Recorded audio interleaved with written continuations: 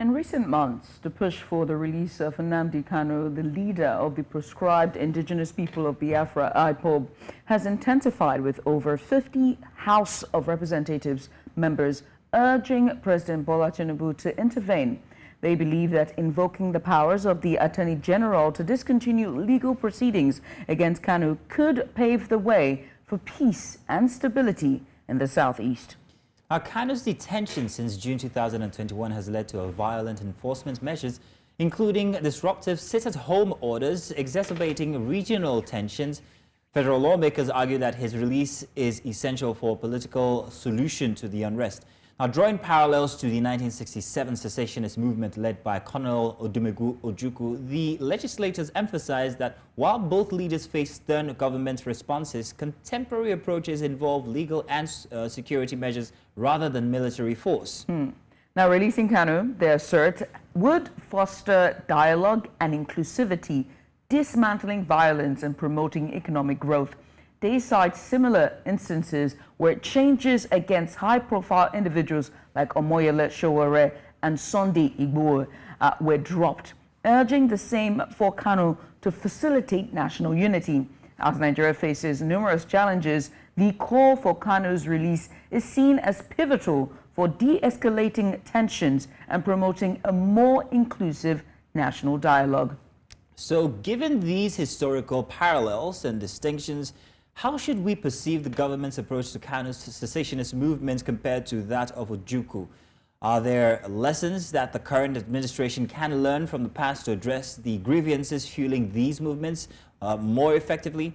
So, to that end, joining us to discuss this issue are, first of, Umar Babangida, a security consultant, and Dr. Alex Ogbonnia, the Publicity Secretary of Ohaneze Ndigbo Worldwide. Welcome, gentlemen. Thank you. Good morning. Thank you. Good morning. Thank you so much for coming on. Well, again, gentlemen, we appreciate you for joining us this morning. And I'm going to start off with you, Mr. Babangida, and I'm going to start with security. So given your expertise in security, how do you assess the Nigeria government's response to Nnamdi Kanu's movement compared to military response in previous secessionist efforts in the case of Colonel Ojukwu? Well, if we look at the situation as it is today, and by the situation I mean the optics, one word for what our government is doing right now is dodgy. As in dodgy. Take a position. Are you ready to go the whole hog with Kanu, or are you going to release him?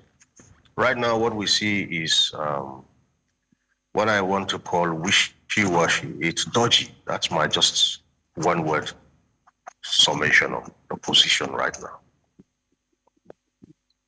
Okay, now I'm going to come to Dr. Ogbonnia, and I'm going to be asking now, with the clamor for the release of Kanu, what do you think this will foster? Do you think that, like they say, it will actually help in instances of dialogue when it comes to trying to get the East as well peaceful as it used to be? Would this open up dialogue avenues, do you think, Doctor? Thank you so much. I want to thank you for this wonderful opportunity. Evidently, any person who has been into listening to the media would understand that Ohaneze Ndigbo position has been that the issue of Nnamdi Kanu had to be taken from a political dimension, that is political solution to the problem of Nnamdi Kanu. But legal, all this legal, this and that, from one court to the other, will not in any way solve the problem. Even before our father, Chief Amechi, Bazilika Amechi died, he met Buhari at Abakaleke and requested him to release Nnamdi Kanu to him, and to be able to manage and control him, and other things added to that. So we've been asking for his release, and the one thing that is clear, and I've made this in clear severally, that the more he's been incarcerated, the more the demand for his release will continue to increase. For example, today, about 50 members of the House of Rep have added voice, senators of the South have added voice, and people from all over have added voice. So it is increasing, the number is increasing. It will come to a point where it will become essentially difficult for government of Nigeria to continue to keep Nnamdi Kanu in the prison. If you go back to history, you see what happened to Nelson Mandela. At a point, the government of South Africa thought they were dealing with Nelson Mandela. At a point, it became a global matter. Even when Nelson Mandela was in detention, of course, he was being honored, very up. At a point, the crescendo rose to a point that they were forced to release Nelson Mandela. Similarly, what is going on in Nigeria today, by the end of, by next month, more 50 members of the House of Rep will add, senators, other senators will join the Southeast senators. A lot of Nigerians will conclude in the clamor. And ultimately, whether our president likes it or not, he will be forced to release Nnamdi Kanu. Because releasing Nnamdi Kanu is to bring peace in the South. And like every human being, even if it's a finger, the moment your finger begins to ache you, small finger as it is, it will affect the whole part of the body. Any person who believes that what is happening in the Southeast is just to the Southeast is making a mistake about what we call a system. In any system, any part of the system, the moment it becomes dysfunctional, it affects the entire system. That is how Nigeria is. When there is insecurity in the Southeast, inadvertently, wittingly or wittingly, it will definitely affect all parts of Nigeria. But some people do not know. But global community, the global community, they know that things are not working well, at least in one part of Nigeria, which is Nigeria. The word Nigeria is it creates our investors, we are losing the economy, it creates insecurity, and so on and so forth. And people always try to realize that Nnamdi Kanu is like expression, it's like a symbol, it's like identity of what is happening in the Southeast. It characterizes the event in the Southeast. It characterizes unemployment. It characterizes alienation from the center of power. It characterizes marginalization. It characterizes indignities and inequity to the people of Southeast. It characterizes all forms of discrimination. That's what Nnamdi Kanu represents. And of course, what is Nnamdi Kanu saying? He's saying, instead of continuing in this condition, allow my people to go. To what Nnamdi Kanu is. And you look at what happened 2023 election. It exemplified the whole thing. When it was clear, it was the turn of Southeast. A lot of conspiracy theories and shenanigans began to arrive. All this is in order to sideline the Igbo. And the Kanu is saying, instead of this thing continue this way, allow my people to go. So when you are talking about political solution, not kinetic policy, wow, let us say that after all, the government of Nigeria had once called people of Boko Haram with negotiation and discussion. Can they call IPOB Nnamdi Kanu group for discussion and negotiation? What is our political solution? What is the problem? The problem is when Buhari was there, the service chiefs were there. And no people were considered eligible or fit to hold any of the offices.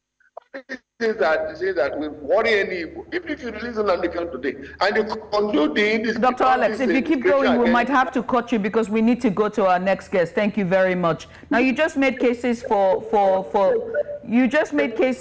Dr. Alex, just for a second, so we can make sure that everyone has their say. Let me come to you, Mr. Babangida. He's making a case that his release would ensure inclusivity, but also peace. But how certain are we of this peace if Nnamdi Kanu is indeed released? Indeed, that is left to be seen. If you observe, my opening statements where the optics were dodgy on the part of the federal government. But then, other than the optics, we also have the dynamics of this situation. And the dynamics are what Dr. Alex is trying to speak about. At a point, even if one who is complicit has everything against him, over a period of time, if nothing concrete is done about him, you will turn him from a villain to a hero. The federal government need not fall into that cul-de-sac. What needs to be done now is simple. They need to reach an agreement with the subject, who is Nnamdi Kanu.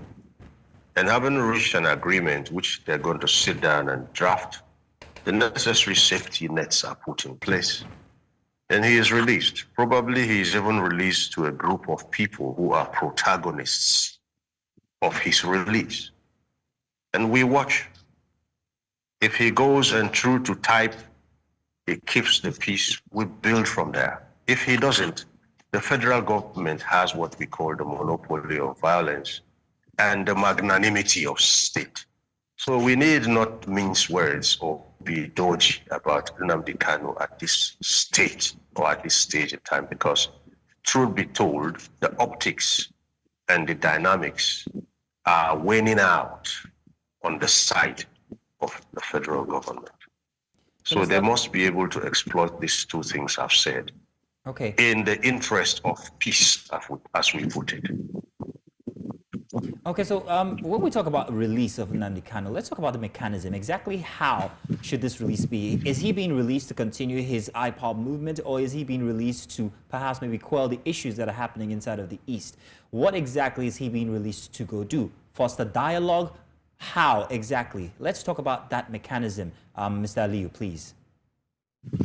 Indeed, if he has to be released, the government will have to sit down, as I told you, with him and speak about the terms and conditions, if I could put it that way, of what we are going to call matters post his release. Definitely, he's not just going to be released and say, just go your way and keep the peace. The government have to state what their expectations are. And he himself has to be at the table to hear what, don't forget, we're all talking about release. How are we sure if the government's expectations are put on the table before him, he's going to accept them? The release is not automatic. He can decide to turn the release down. After all, Nelson Mandela, whom we are quick to mention, turned release offers down a lot of times. Yes, when the apartheid regime said, come and go home on this and that time, he said, no, I'd rather stay here, because until you give me this and this, I just don't think I should be going home. So there is what you want to call a situation at hand where we have to sit down, both parties, and say, you know what, Nnamdi Kanu hasn't done anything new under the sky, okay? And we can sit down and craft a way forward, both parties, to the divide, if indeed peace is what we are in this for. But if it's not about peace and each party has its own ulterior motives, but is just asking for peace so they can get him out, then we can as well just go the whole hog and lock horns. After all, we are not locking horns yet per se, but there is no peace. Every region in this country has its own relative formula of insecurity and non-state act of violence. So that's just my position on this. We have to eyeball to eyeball, tell ourselves some truths, come to terms, put the, what do you call it now, T&Cs, as you could say in your jingle, terms and conditions, on the table, and see where we go from there. Speaking of on the table and you know, putting all the stats on there, let's give a bit of, you know, let's look at this, take it back. The historical grievances that the Southeast have faced, perceived marginalization that the Southeast has faced. Dr. Ogbonnia, do you think that Kanu's release could significantly reduce tensions and lead to meaningful dialogue? Again, emphasis on meaningful dialogue between the government and the IPOB. My question is why, and if no, why not? Okay, yeah, I can see three questions. One, in the first place, it will reduce insecurity, because there are some people, some good lords, who have cashed in on that, the fact that Nnamdi Kanu is in detention. And because of that, you see them trying to enforce it at home every Monday. So I am sure that when Nnamdi Kanu will be released, the issue of it at home on Mondays will stop, because there will not be any reason anymore for them to enforce it at home on Mondays in the Southeast. So that is number one. So number two, when you come to dialogue, people always look at, when you look at Nnamdi Kanu, they are looking at the effects. They are looking at outcome. They are not looking at the cause. It's a cause and effect phenomenon. People tend to disregard why Nnamdi Kanu, why the issue of IPOB, that is what has brought up IPOB in the first place. So negotiation will also look at the cause. Because people are now focused on the effect. The effect is agitation, agitation. What is it that causes agitation? This is the issues that when we say political solution. So evidently, Nnamdi Kanu will not be alone in the negotiation. Some elders of Igbo elders of Ohaneze will also be part of the negotiation. I don't want to believe Nnamdi Kanu and Tinubu alone will sit in the negotiation. I want to believe that a few Igbo elites, a few elite of the government side will stay on the table to negotiate. At that point, some of this will be thrown open. And the truth, there's facts are sacred. Truth is always open and clear to everybody to understand. Some of these things are very statistical. Things you can always see yourself. The empirical evidence to show what is happening in the Southeast. And if you're going to ameliorate them and the evidence or guarantee assurances that things will not continue to be like this. Like I said earlier, even Nnamdi Kanu is released today, and then Nnamdi Kanu will rise tomorrow if the station continues. Thank you. Thank you so much. Thank you very much, sir. Now, regarding his release, let's talk about if he's still kept in detention. How does that affect the situation in the states that are advocating for IPOB? Dr. Alex, please. Question again. If Nnamdi Kanu is still kept in detention, what are the implications if the detention is continuous? Well, like I said, if your finger, any part of your body dysfunctional, has problem, it will entirely affect the whole body. So if the insecurity in Southeast continues, it is gone for the whole country. The options are very clear. It's not an option for peace or option for crisis. So now it is the benefit or advantage of Nigeria that Nnamdi Kanu is released because it will help everybody. When you have peace in one part of the country, when you have crisis or conflict or insecurity in one part of the country continuously, evidently it will affect the whole country. So it is the interest of Nigeria that Nnamdi Kanu. There is also talk that there are a few elements that are benefiting from his continued detention. Do you have an idea of who these elements might be or how exactly they are benefiting from the unrest that's happening in these states? Well, you can see people have myopia, narrow thoughts, people who are narrow thinkers and myopic in their ways of life. Some people who want to cash in and benefit from an unusual situation or condition to their own advantage. Well, we have some people like that. Of course, you know, but it's not for me to discuss them. These are bad elements of society. All right. Well, thank you very much. Thank you so much, sir. I mean, finally, let me come to you, Mr. Babangida, just to wrap things up, right? And I would like to, at first you were talking about, the government and how this is taking so long and how they need to take a stand. What would that stand look like in this situation? It's simple. As I said, are you releasing him or are you not releasing him? Okay, this, I don't know how to put it now, has extended over a period. It's becoming boring. People are losing interest. Whether he's going to be released or not is key. That is one of the two possible outcomes. Now, how soon this outcome is brought about is what begins to make what I call the dynamics a bit heavier for the federal government to bear. Because the dynamics must match the optics. If you keep jumping from pillar to post and back to pillar, you are going to lose the followership, you are going to lose the consent, you are going to lose the concordance of the people. And don't forget, even in law, the law will always tend to the weaker party. So if Nnamdi Kanu is the weaker party and you keep playing politics with this situation, at the end of the day, you're just going to play back into square one, back to where we are coming from. So as I said, is he going to be released or is he not going to be released? That's one bullet. There's also a greater implication when we have to move forward. So there's also a greater implication when it comes to the situation in these states where you have a sit-at-home that has also resulted in the deaths of soldiers or policemen.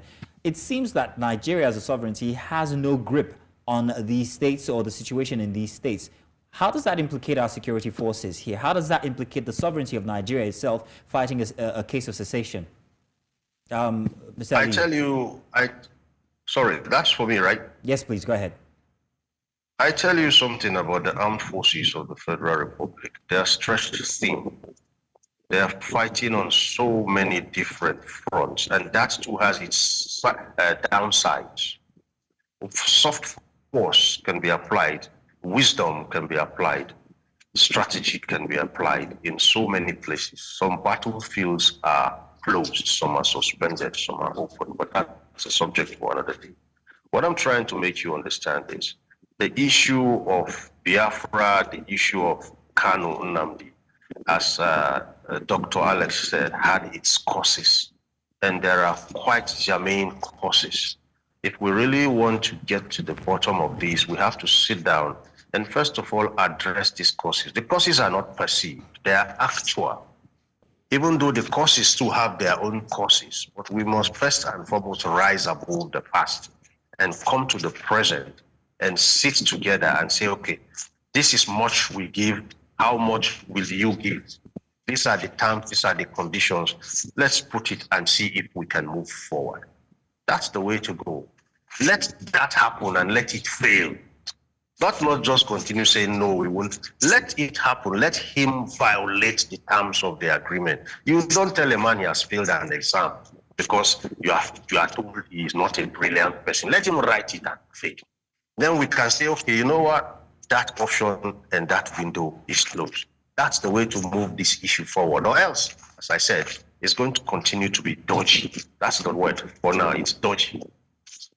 We look forward to a resolution to this once and for all from both the federal government and, of course, the judicial system. As also the part of the judicial system that takes its sweet time on any matter that is before it. But, gentlemen, many thanks for coming on. We appreciate you deeply for your analysis and your insight on this topic. We appreciate you for coming on again.